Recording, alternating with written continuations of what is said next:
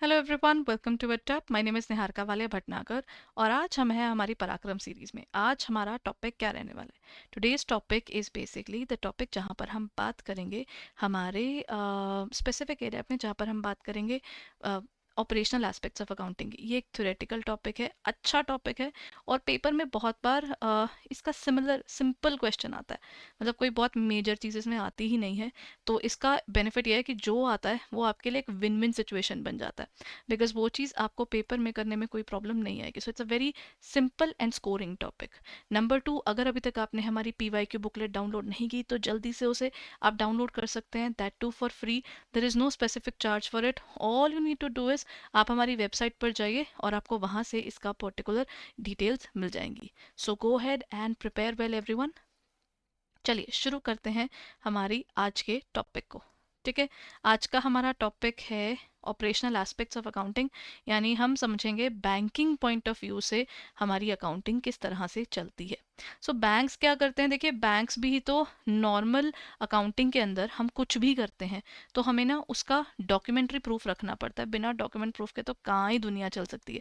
सो banks भी नहीं चलते। तो बैंक्स क्या करते हैं? बैंक्स भी अपने पास डॉक्यूमेंट्री प्रूफ चीज़ों का रखते हैं।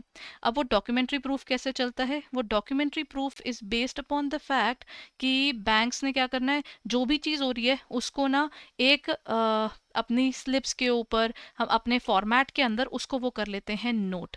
तो वो जो नोटिंग होती है ना, उसको हम लोग यहाँ पर डिफाइन कर देते हैं एज समथिंग जो कि हमारे फॉर्मेट में होता है, तो उसी को ये वाउचर बोल देते हैं। और ये सारे पेपर्स जो हैं ये संभाल कर रखे जाते हैं और जिस समय हमारा ऑडिटर आएगा उस ऑडिटर को हम बोलेंगे कि सर ये लीजिए, आप देख लीजिए, आपको जो इन्फॉर्मेशन चाहिए हम आपको वो प्रोवाइड करा देते हैं।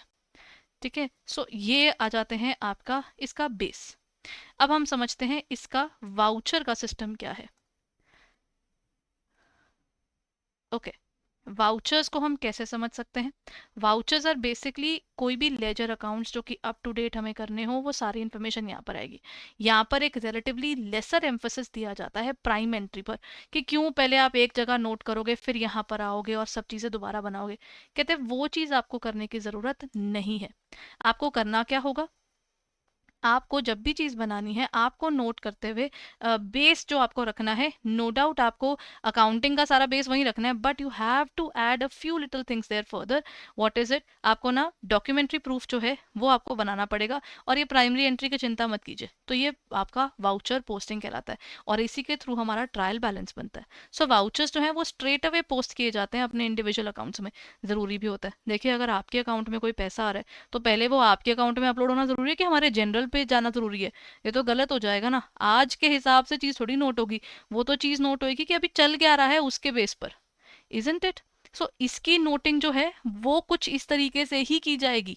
आप उसको किसी और वे से नोट करेंगे तो वो एक प्रॉब्लमेटिक सिनेरियो डेफिनेटली बन जाएगा, है ना।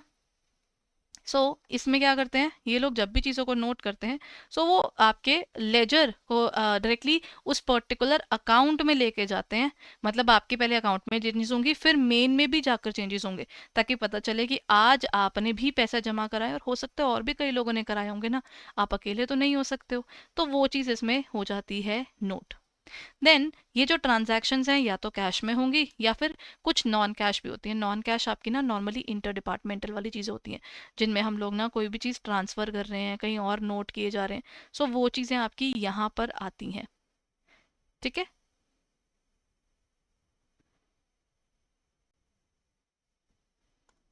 ओके। अब समझते हैं इसको आगे। कैश और नॉन कैश के बीच में फ़र्क क्या क्या है? सबसे पहले जो कैश ट्रांजैक्शंस हैं उसके अंदर आपके पास सब कुछ कैश में दिखेगा, या तो कैश आ जा रहा होगा या जा रहा होगा, डिपॉजिट होगा या विड्रॉल होगा। और एक अकाउंट जो है हमारे कस्टमर का होगा, तभी तो हमारे पास या तो पैसा आएगा या जाएगा। ट्रांसफर एंट्रीज में कोई कैश की मूवमेंट थोड़ी है, हम तो इंटरनली चीज़ों को नोट कर रहे हैं। किसी ने ए डिपॉजिट करता है, cheque drawn in his favour by B who is also customer of the branch. ये तो ब्रांच ब्रांच के अंदर ही घूम रही है ना चीज़, ब्रांच के बाहर तो गई नहीं, एक ने दूसरे पे दे दिया। इंटर ब्रांच हमेशा जो विद इन द ब्रांच होती है, आपकी इंट्रा ब्रांच हमेशा ना बड़ी जल्दी जल्दी प्रोसेस भी हो जाती है, क्योंकि विद इन द ब्रांच वो चीज़ें हो रही हैं। ड्राफ्ट्स का भी सेम सिनेरियो है, इंटरनल ही दोनों बैठे हैं तो हमें प्रॉब्लम नहीं आएगी। और जब ऑर्गेनाइजेशन को लगता है वो हमारे इंटरेस्ट में डिपॉजिट करवा देते हैं, तो वो भी तो यहीं आया ना, क्योंकि आपके अकाउंट्स में ही इंटरनल मूवमेंट है, तो हम उसको बोलते हैं इसमें कैश को सिर्फ मूव किया जा रहा है, इसीलिए ये एक नॉन कैश ट्रांजैक्शन कहलाती है। ठीक है, तो ये क्या हुआ हमारा पहला पार्ट। अब समझते हैं इसका फर्दर सिनेरियो क्या कहता है। अब बारी आती है वाउचर किस किस तरह के। देखिए जिसमें पेमेंट होएगी, या तो पैसा, देखिए डेबिट वाउचर यानी पेमेंट वाउचर, जिसमें पैसा जाएगा वो डेबिट वाउचर कहलाता है, जिसमें पैसा आएगा वो क्रेडिट वाउचर कहलाता है। यहाँ पर जिसमें कोई भी मूवमेंट नहीं होती है कैश की, उसे हम या तो ट्रांसफर वाउचर कहते हैं, या क्योंकि हम उसमें एविडेंशियल प्रूफ डाल रहे हैं, एविडेंस बना रहे हैं, तो वो सपोर्टिंग वाउचर भी कहला सकता है। यहाँ पर हमारा उसको डिफाइन किया जाता है, डॉक्यूमेंट्री प्रूफ क्या आ जाते हैं, यहाँ पर बोथ डेबिट या क्रेडिट एंट्रीज की बात की जाती है। देन डेबिट वाउचर्स को हम लोग डिफाइन कैसे करते हैं, इनमें आता है payment by banks. Debit voucher में एग्जांपल्स क्या क्या है, देखिए हमने चेक किसी को दिए हैं, विड्रॉल फॉर्म्स आए, इसमें तो पैसा जा रहा है ना हमारे पास, ड्राफ्ट बनाकर किसी और जगह पर भेज रहे हैं तो वो भी आएगा, डिविडेंड या इंटरेस्ट वारंट्स जो हमारे यहाँ से पे हो रहे हैं वो भी आएंगे, किसी ने आपके यहाँ से ट्रैवलर चेक बनाया जो दूसरे पर्टिकुलर सिटी में जाकर इनकैश होगा वो भी आएगा, ट्रैवलर चेक हो गए, गिफ्ट्स हो गए, लेटर ऑफ अथॉरिटी भी हमारी यहाँ पर नोट होगी। डेबिट वाउचर्स को जब हम नोट करते हैं बेसिकली इसमें अपनी जेब से, बैंक की जेब से पैसा जा रहा है, तो इसीलिए इसमें हमारी एंट्री बनती है डेबिट की। प्रिंटेड स्टेशनरी पर हमारे पास कोई डेबिट वाउचर्स बन रहे हैं, बैंक की तरफ से ये चीज़ जा रही है, तो उसमें अथॉरिटी फ्रॉम द कस्टमर भी है कि ठीक है आप ये पैसे की मूवमेंट कर सकते हैं, तो ये वाली चीज भी आएगी। कोई in respect of collection instrument send to other branches, हमने किसी और को दिया कि ये अमाउंट डेबिट कर दीजिए, वो भी आएगा। टर्म डिपॉजिट्स, कोई पैसे निकलवा रहा है अपना, विड्रॉ कर रहा है, अर्ली हो या रेगुलर पेमेंट अपनी विड्रॉ कर रहे हैं, तो जब उसका टेन्योर पूरा हो जाए, सो वो भी आपका इधर क्या आया, पेमेंट के तौर पर दिखता है। पेमेंट यानी जो पैसा बैंक से आउटफ्लो हो रहा है उसके लिए हम यूज करते हैं डेबिट का वाउचर। ठीक है, जिसमें हमारे पास से पैसा जाता है, आता नहीं है।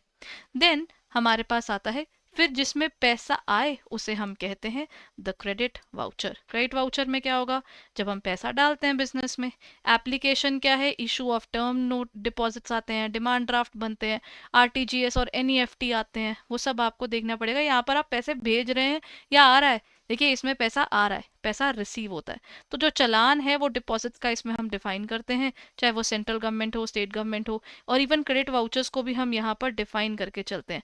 डिपॉजिट ऑफ लॉकर चार्जेस, कोई लॉकर चार्जेस, ये ना बड़ा इंपॉर्टेंट टॉपिक है, मतलब इसको लेकर ना बहुत ऑडिट में भी चीज़ें आती हैं, क्योंकि बहुत बार ऑर्गेनाइजेशन लॉकर चार्जेस लगाना भूल जाती हैं और वो लगाने रहते हैं, तो वो अकाउंट से कई बार गड़बड़ होती है, कई बार क्योंकि कुछ लोगों के सिर्फ लॉकर के अकाउंट्स हैं, तो वो लॉकर के लिए उनको स्पेसिफिक पेमेंट्स करनी पड़ती हैं, तो ये जो लॉकर चार्जेस हैं ये एक मेजर ऑडिट का पॉइंट बन जाता होता है इन द एलएफएआर। सो डिपॉजिट जब वो करते हैं हमारे पास पैसा आता है, तो वो भी हमें प्रूफ के तौर पर रखना है। On the payment of collection instrument from other banks, हमें क्रेडिट एडवाइस आई है या कॉपी आया है कि देखिए कलेक्ट कर लीजिए पैसे को, तो आपके पास अगर पैसा आ रहा है तो वो आपका क्रेडिट वाउचर है। In short credit voucher is basically your inflow into the bank. ठीक है, inflow of funds into the bank जिसे हम कहते हैं, वो आपका आ जाता है यहाँ पर क्रेडिट वाउचर के तौर पर। अगर हम अकाउंटिंग सिस्टम की हम बात करें तो अकाउंटिंग सिस्टम क्या है, हमारे पास एक होता है हार्डवेयर, एक होता है सॉफ्टवेयर, एक होता है नेचर एंड वॉल्यूम, एक होता है सिक्योरिटी लेवल।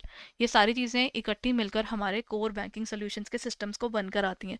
बैंक्स इसमें से एक पर्टिकुलर है, फिनैकल यूज़ किया जाता है, डिफरेंट डिफरेंट आपके सॉफ्टवेयर बनाए जा चुके हैं जिनका इस्तेमाल करते हैं। हार्डवेयर तो बैंक्स रखते ही हैं, और बात यह है कि बैंक्स का बहुत ज़्यादा डेटा होता है, तो आपके सर्वर्स जो हैं they have to keep on working round the clock. अब तो बैंकिंग फैसिलिटीज हमारे पास राउंड द क्लॉक 24/7 होती है, संडेज को भी हम कर सकते हैं। तो जब ये सब चीज़ें चल रही हैं तो बैंक्स को उन पर्टिकुलर डेटा को संभालना बहुत ज़रूरी हो जाता है, और अगर नहीं संभालेंगे तो बैंकिंग फ्रॉड्स होने का भी डर रहता है। ये एक मेजर इन सिनेरियो है जिसको आपको संभाल कर रखना है। और security level has to be very high, जिसके अभी पिछले कुछ समय में काफ़ी थ्रेटनिंग के चलते बैंक्स ने और अपनी स्ट्रिक्टनेस बढ़ाई, मल्टीपल पिन्स और हमारी एप्स का इंट्रोडक्शन, नेट बैंकिंग के पासवर्ड चेंजेस, वो सब चीज़ें इसी चीज़ को कंसिडर करते हुए बनाई गई।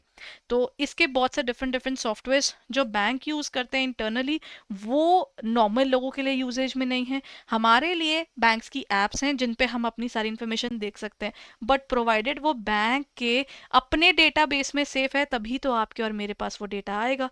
अदरवाइज वो डेटा आपके और मेरे पास पहुंचना इन एक्चुअल इम्पॉसिबल है। सो इन केस आप इस पर्टिकुलर टॉपिक को पढ़ना चाहते हैं एंड यू फील लाइक, वैसे तो ये टॉपिक हमारा कंप्लीट हो गया अच्छे से, और इसको ना ये पेपर में आता है, ज़्यादातर ये पेपर में पूछा जाता है in the form of pure theory, क्योंकि इस चैप्टर में थ्योरी ही है। सो अगर आप इस टॉपिक को पढ़ना चाहते हैं या आपको लगता है that you want to go through our courses, so you can go on to our website EduTap। चलिए एक बार हम चलते हैं हमारी वेबसाइट पर। All you need to do is you just have to go on to our website www.edutap.in पर आप जा सकते हैं और वहाँ पर आपको उसकी पूरी इन्फॉर्मेशन मिल जाएगी। ठीक है, सो